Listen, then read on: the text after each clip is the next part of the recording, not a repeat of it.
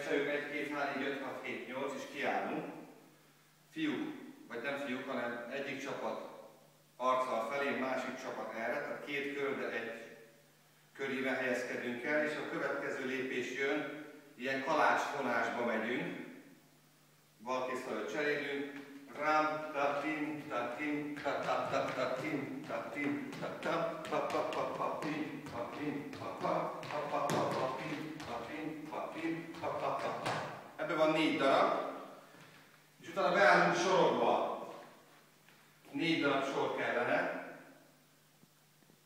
és a sorok cserélgetik egymást ezzel a lépéssel, hogy ram, pa-pa-pa-pa-pam, pa-pa-pa-pa-pam, pam, u-pa-pa-pam, tum, pa-pa-pa-pam.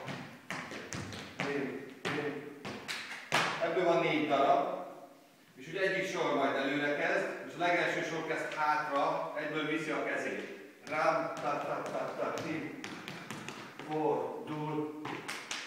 Az első sor mindig, aki jön hátra, viszi fel a kezét, többiek pedig bújnak fel a kéz. Hogy ezt 2 sorba vagy 3 sorba csináljuk, azt majd meglátjuk, most állítsátok be valahogy. Amikor megvesz a 4-es, utána kimegyünk két körbe, ellentétesbe, és kezdjük az első sorozatunkat. Azt már tudjátok. És eddig vagyunk, most ezzel fogjuk meg kell csinálni. Mutatom zenére.